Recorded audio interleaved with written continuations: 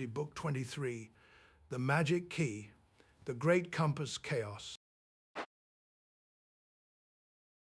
It was a miserable, rainy afternoon, and Biff and Chip were incredibly bored. They were sitting in the living room while Barnaby, their scruffy golden retriever, snored peacefully on the rug. Biff was busy playing with a strong new horseshoe magnet from her science kit, picking up paper clips. Suddenly, the small wooden box on the bookshelf began to hum loudly. The shiny brass key inside was glowing with a brilliant, pulsing magic light. "The magic key is glowing," shouted Chip excitedly. Barnaby woke up with a start, barking loudly as a swirling vortex of sparkling colors swept them all up. The spinning tunnel of magic dumped them gently onto a smooth stone floor. They had landed in a magnificent courtyard filled with red pillars and beautiful curved roofs. They were in ancient China, and wise-looking scholars were gathered around bronze tables, carefully studying polished magnetic stones. A friendly old scholar with a long white beard saw the children and smiled. "We are inventing the south-pointing spoon," he explained proudly, showing them a shiny spoon-shaped lodestone resting on a smooth bronze plate. "It uses the magic of the earth to always point south, so our sailors will never get lost at sea." Chip leaned in to get a closer look at the amazing invention, but he accidentally bumped into Biff's arm.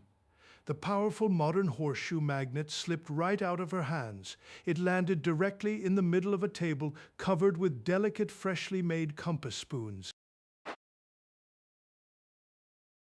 Instantly, the strong modern magnet caused total chaos. All the ancient lodestone spoons on the table began to spin wildly out of control. They rattled against the bronze plates, pointing east, west, and everywhere except south. The old scholar gasped in horror, dropping his scroll. "What dark magic is this?" he cried out. "Our sacred navigation tools are ruined. You must be evil sorcerers sent to destroy our ships."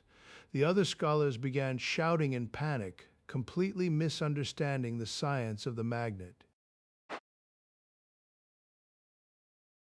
Hearing the commotion, the Emperor's royal guards came rushing into the courtyard. They wore shiny armor and looked extremely cross. "Catch the sorcerers," yelled the captain, pointing his sword right at Biff and Chip. "Don't let them escape." "Run," shouted Biff, grabbing her magnet from the table. The children sprinted as fast as their legs could carry them, with Barnaby barking frantically right beside them. They dashed down long, beautiful hallways lined with delicate painted silk screens, trying to lose the angry guards. They burst through a pair of heavy wooden doors, only to find themselves trapped in a beautiful walled garden with a tiny koi pond. It was a dead end. The heavy footsteps of the royal guards were getting louder and closer. The children were completely cornered and terrified. The captain of the guards stepped into the garden, reaching out to grab Biff's jumper.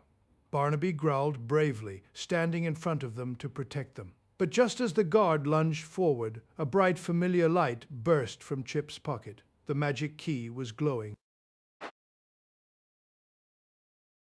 The key glowed brighter and brighter, lighting up the beautiful Chinese garden with a dazzling, warm, golden shine. The guards stepped back in awe. Covering their eyes, the magic vortex of sparkling colors reappeared, wrapping warmly around Biff, Chip, and Barnaby in a flash of light. The children landed with a soft bump back on the rug in their own living room. The rain was still pattering against the window, exactly as they had left it. Biff looked at her shiny horseshoe magnet and smiled.